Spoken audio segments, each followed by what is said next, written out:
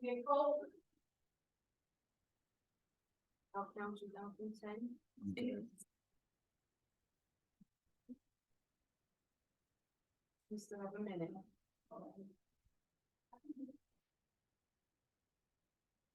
$30.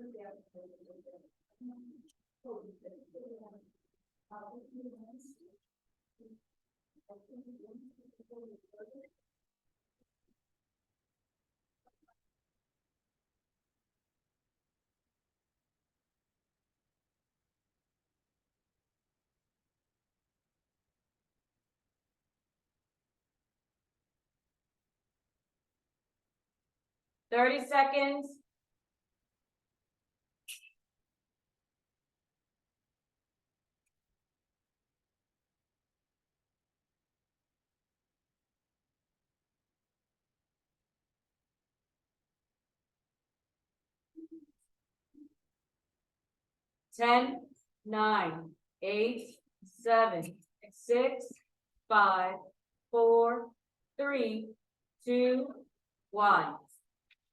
Good morning. Is this sounding okay here? Can you hear okay? Good. My voice gets a little low at times. I'm Reverend Steve Adkins. I'm the new Lyceum director, and I have the privilege of introducing the speaker today, which is myself. So thank you for coming. Today is celebrating Founders Day, so my talk's going to be a little bit on spiritual philosophy as well as a little bit about how it started. In keeping with that, the first chartered spiritualist church that on record was the First Spiritualist Society of Leona in 1855. Lilydale formed out of that in 1893, and Casadega formed out of that and started in 1894. Over 200 spiritualist camps were in existence within the first 10 or 15 years, and of that, there might be half a dozen left in existence today.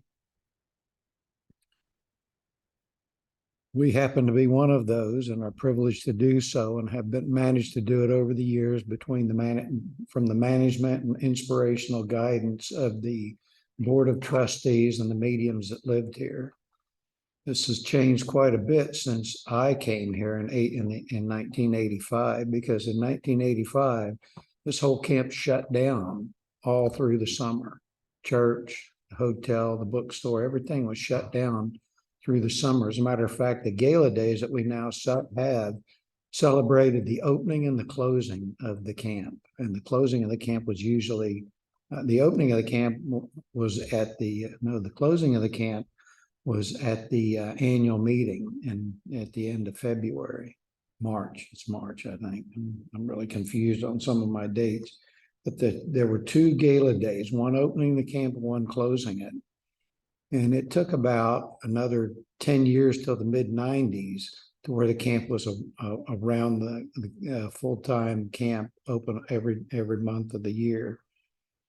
And that started primarily because Casadega separated from Lilydale. They used to be under the umbrella of the Lilydale organization, a partnered organization, and they separated out and got their own 501c3 and became their own autonomous organization at that time. And like I said, over the years, there's been a lot of input into the way we operate, the way we manage things, and the board of trustees and the mediums here have always stayed pretty well connected, because they're, like I said, they're one of the only surviving camps out of 200 at the turn of the century. So we must be doing something right. The spiritualism itself is what I call a living philosophy. It evolves, it moves forward, it never stays the same. Because if you look back, in the beginning of the 1800s, there was a lot of physical phenomena, and that's primarily what the expression of it was all of the levitation, the apporting, the box medium, the mediums working behind the curtain. There was a lot of physical manifestation, trances, automatic trances. The shakers used to fall down in public and go into fits when the spirits would take them over. And then it began to evolve again next into what's called the mental mediumship and healing. And our principles reflect that same path of evolution, because in the beginning, there were only 6 principles and it didn't mention healing. And as it evolved, they incorporated more and more into it, stating more and more about the different philosophy. The other thing about spiritualism is that it has a wonderful philosophy besides the mediumship and healing that you see. Mediumship and healing are primarily our demonstration of our beliefs. That's not the religion itself. It's what I call the phenomenon of spiritualism. Healing demonstrates the existence of a higher intelligence, namely God, that has dominion over this world and is a benevolent intelligence because it produces healing, it changes cellular structure, it gives us peace and harmony in the midst of a system that does not give us peace and harmony here on Earth. You hear a lot of people talking about, oh, we should be more like Mother Nature, see the beautiful things within nature and be calm and ordered like nature. Well, I guess they don't live in the country very often, and they don't see the squirrels being eaten by everything under the sun, and all of these animals fighting amongst each other. I think what that's intended to say when they compare how you should live according to nature is the order of nature, the uninterrupted influence of the higher spirit, God, within how you live and the way that you live through the existence you're in. I think that's more what people are trying to allude to than the harmony and peace of nature, is the order and the uninterrupted inspiration of God through you and the system that you're in. One of the main cornerstones that has helped me over the years of the spiritualist faith is what's called personal responsibility.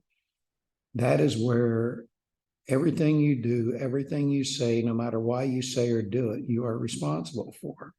And when you realize that, you begin to look inward for your tools. You begin to look inward for the answers rather than outward. They did this, so I did that. That's not personal responsibility. And it's kind of like the old saying, an apology never includes the word but.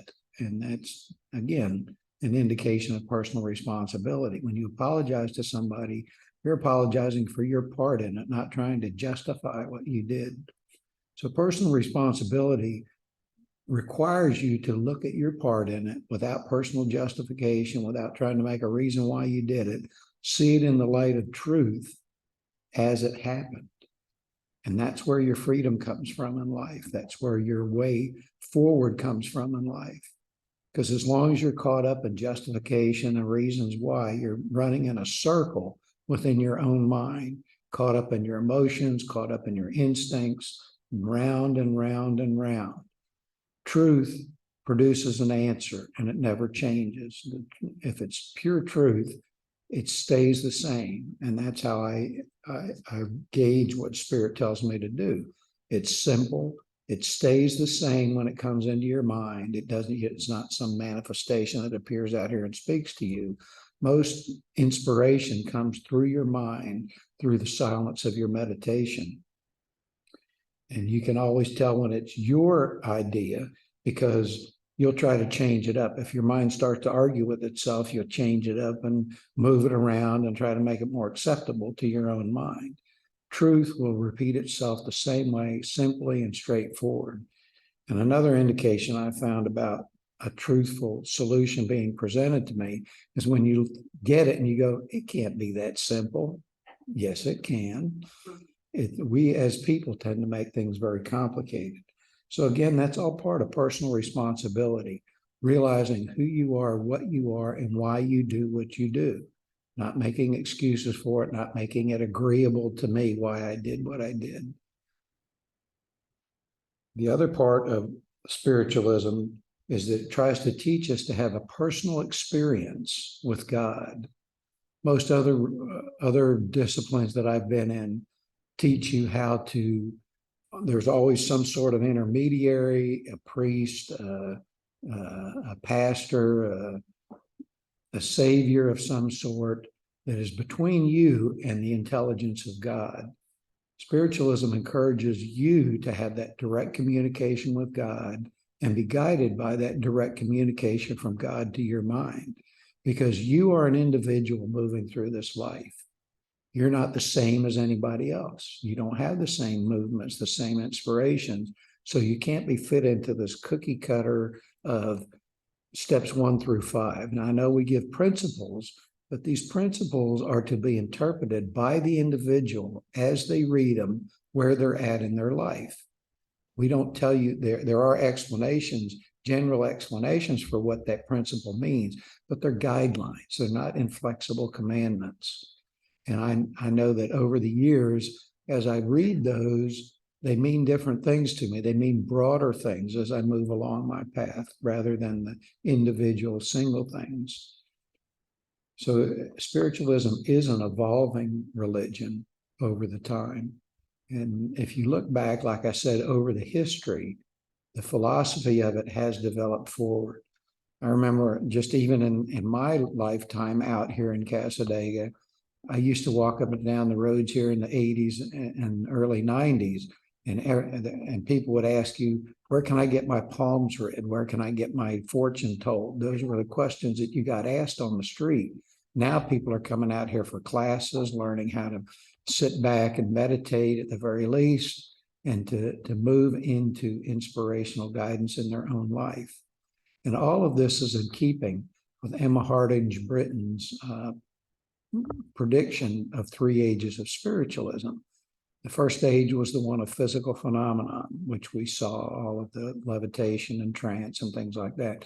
And that doesn't mean it doesn't happen today, but it's not the primary focus or expression of the religion to the world around it. Then we moved into the mental mediumship and healing. And the third age is where the individual themselves becomes aware of their ability to communicate for themselves directly to spirit, which is, again, one of the principles of spiritualism, is to have the individual get a personal experience with God themselves. Because God speaks to you through your own belief system. It doesn't matter what it is, how flawed it is, how secular it is. God worked with you through your own belief system. And I always give the example of when I was a pure hedonist, I admitted I was that. I loved to drink, raise hell, and have a good time. But within believing that and knowing that and taking responsibility for that, I was being a spiritualist and not even knowing it. And through that belief and that stating of what I was and how I was, God worked with me through that a bit difficultly for myself to move me forward to where I'm at. So I think the biggest detriment to spiritual development is what I call aimlessness. It's where you don't commit to anything, where you're always sidestepping, where, oh, wow, this religion sounds cool, and you go be it for a year. Oh, I'm tired of that. I'm going to go over here and try this religion for a while. It's aimlessness. You don't have a belief about yourself, so you don't have a belief about God. So within that, it's necessary for you to state what you are and how you are and understand that, not make excuses for it, admit what it is, again, personal responsibility, and move that forward in your life.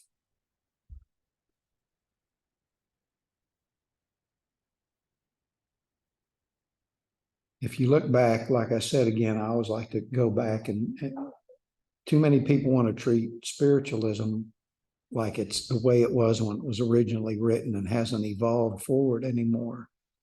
I remember back years ago, I was first told by some of the first mediums out here that when children died, they went to spirit and became messengers. And when you died, you went to spirit and you lived in spirit villages with spirit clothes and looked like spirit people.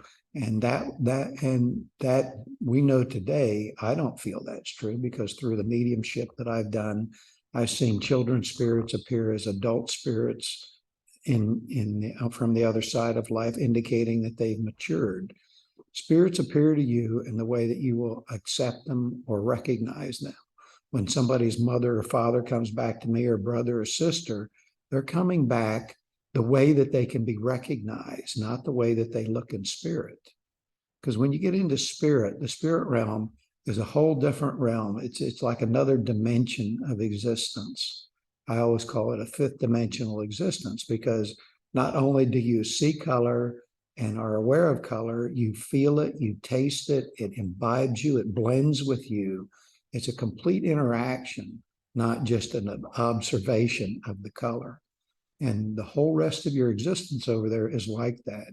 The blending, the movement. And the other part of being in spirit is that you can't circumvent natural law. You've heard everybody talk about natural law, and that's the laws that the creator set up for us to all be treated equal in the process. And this natural law does not allow you to, on this side of life, you can appear to circumvent natural law for a little bit, because it takes a little while for all those energies and mechanics to work you around and get you into a place of karma where you have to face your actions. But on the other side of life, it's instantaneous. There's no time, there's no time out. It's in your face almost instantly as you occur and deal with it. But you also still have a dynamic existence of choice, and you choose things and you reap the benefit of either the consequences of those decisions or the benefits of those decisions. So you still have that dynamic that you have here of choice and the actions that go with those choices. I remember when I first got into this, I always joke I got thrown out of a development class one time because we were talking about what their belief was about the other side of life. And I believe part of this. They say that you go to the hall of judgment, basically, and you see your life and everything you did in it without the ability to justify it. You see it within the light of truth, and it changes your soul's vibration. It changes the vibration of who you are and the being that you are by seeing it without the ability to justify it. And some people say that's your karma, and that's how you attract what comes on this side. So I'm sitting there asking, I said, you mean I'm going to go somewhere? And I said, yeah, all the spirits that have made things happen to you are going to be there, and that you're going to see all the stuff. You're going to meet all the people that work with you from the other side of life. I said, you mean to tell me some of the stuff that's happened to me here was organized by people on the other side of life? They said, yes. I said, they better not take credit for it, because I'm going to smack them right in the mouth over it. And, of course, I doubt if I do that today, but I was told politely that I wasn't really ready for the philosophy that they were teaching at that class. So I had to move on for a little bit. But that as I move forward today, now I find myself up here saying things that people probably don't agree with. And I've stepped into that mode now of being the one that people tend to take a little disagreement with. But that's how you move forward. You hear things you don't agree with. You move them through your mind, through your own philosophy, through your own awareness of who you are. Spiritualism does not try to take that away from you. They try to encourage that, where you move past your own personal feelings and your own personal conclusions and open your mind either to the spirit of who you are eternally, or to the spirit that's around you, your spirit team trying to work with you. Because spiritualism teaches us, and it's a very comforting belief to me, that there's a group or a band of spirits with you that guides you and moves you through your life. Now, they're not all there at the same time. And I think the only one that is, quote, your guide, in my opinion, is what they call the master teacher, the master guide. That particular spirit, in my opinion, is the one that stays with you from birth to death. The others are like specialists that come in at different times. And I've heard numbers of 7, 11, all kinds of numbers of how many there are. But I personally have only been able to discern about 5 of them over the last 20-something years in meditation. And it's a gentle coming when they come to you. Everybody says, oh, I wish I could meet my spirit guides. Well, the philosophy and the interaction of spirit guides with you is they inspire you in different ways to become gently aware of them in your aura and within your mind. And they do that so that as you recognize them and realize that there is that separate influence there That's part of how it forms, how that relationship with your guides forms. And you slowly begin to be aware of what their interaction with you is. And like I said, it took several years, and I wasn't sitting specifically meditating for spirit guides when it happened to me. I was doing my general meditations, and I just felt this warmth, this closeness, like a good friend had just come in the room when I became aware of this energy. First, it was energy, the personality, the way that they were going to be with me.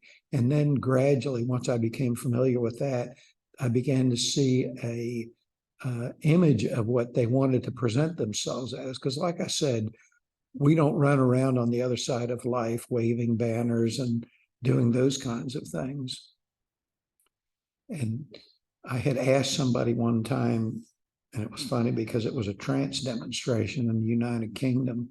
And I finally got a chance to ask a question. Nobody called on me because I'd been to the Swindley College about 3 times in a row. Most of them knew what I was like with my questions and stuff. Just like the one that told me I wasn't ready for that philosophy. I have all those kind of questions. And I finally got called on because I was the last one in the room and they still had time for the demonstration. And I asked the spirit guide, I said, if we know most of what spiritualism has is tranced by mediums from the other side of life and then written down and proven true, because that's what happens is an inspiration comes down, it's observed, it's practiced until it shows the truth of it, and then it becomes incorporated into spiritualism. I said, we know most of what we have seen before in the 30s, 40s, and even the late 1800s is not true anymore. Our minds have evolved, our concept of the spirit realm has evolved, and we have taken on different meanings. I said, tell me something that will be true for the rest of my life that I have not thought of now and will guide me in my spiritual development. So the spirit, the spirit was quiet for a few moments in the medium, and it said, you only get paid for good deeds once, here or hereafter. So make your mind up when you want to collect. And I said, that fulfilled everything I just asked, because, everybody thinks, oh, I'm going to be a better person and I'm going to build up all this insurance for when I go to the other side. And my life is going to be so much easier over here when I do that. Well, that's collecting on both sides for the same gift. So when that spirit told me that, it made me think about, all of the things that we had heard about the spirit villages being built with spirit bricks and spirit clothes and all that stuff. And what it is, it's just like when you see the pagan type religions out there when they were formed, they observed the environment around them. They saw things that they couldn't explain, and they attributed spiritual qualities to those things, animals, the skies, the clouds. So they were reaching beyond their concept of things they could see and not understand. And it inspired them to move beyond what their own conclusions were. And that's the same way with a lot of the early writings. Andrew Jackson Davis wrote about colonies on Mars of people and things like that. And Emanuel Swedenborg did the same thing, but he wrote in a lot of rhymes. But they all wrote about things that we know today are not true by our scientific explorations. And what it was, again, is that people of that time, their minds could only conceive of certain things. People in the 1800s, if you sat here and told them about energy and that kind of thing, they wouldn't know what you were talking about. Today, that's how our minds work. The human race as a whole, regardless of whether a spiritualist, a Christian, or an atheist, the movement of the evolution that God has put on this earth, or infinite spirit, whatever you want to say, evolves the entire existence of the human side, not just the human side, but all living life is evolved forward in a massive plan. And as you see that moving forward, today, the human race has evolved its consciousness to a point of being able to conceive these concepts of energy, of spirit beings coming back from the other side of light in a personal sense. Because before, when you look at the different recordings in the Bible and different things that talk about spirits coming back, they're all coming back to give justice. They're all coming back to give balance and things like that. Where today we open our minds for individual guidance to them. That concept really wasn't there in the beginning of spiritualism. It's something that's evolved into it. So it makes me wonder what it's going to be like in another 50 years. What are people going to believe about the spirit side of life? How are we going to move that forward? So it's a wondrous philosophy to be in because it doesn't restrict you, it doesn't condemn you, it supports you and encourages you to move forward through your insecurities, through your inconsistencies, and embrace them as part of your life. And through doing that, taking personal responsibility for that, you move yourself forward into a greater awareness of all things around you, not just yourself, but the world around you, the place that you have in it, and the place that the higher-minded spirits have for you in it. I'm going to close with a little joke to show sometimes people have a little bit too of a constricted idea of God, so this is a God joke here. There was this preacher, and he loved the gospel, and he loved golf. And one day it got the better of him. He just had to go play golf on Sunday. So the assistant pastor was filling in, doing the lecture, and he goes off. He had to go way away where nobody knew who he was because he's a pretty well-known preacher. So he goes to this distant place and starts playing golf. And he gets down. He's feeling a little guilty. So he whales that golf ball the first time. Man, it's one of the best drives he's ever done. He looks around. He says, wow, that's amazing. So he goes on and plays, and he's making birdies and just doing a great, playing the golf game of his life. So he steps up to the 18th hole, which is the last hole in golf, and he lays into that ball. And as he's getting ready to hit it, we go up to heaven, and God's standing there talking to Michael the Archangel. And Michael the Archangel says, aren't you going to punish him? Isn't he breaking the law here? And God says, don't worry. I got it under control. So the pastor's down there, and he drives that ball the first hit, and he makes a hole-in-one on the 18th hole. He's dancing around, singing and enjoying himself. And Michael the Archangel looks at God. He says, I thought you were going to punish him. He says, who's he going to tell? So there again, you got personal responsibility being played on with God. We've got about 5 minutes for questions. If you have any questions or comments, Judy's, Suzanne asked me to end early so they can get things set up. Any questions or comments? Thank you all for being here.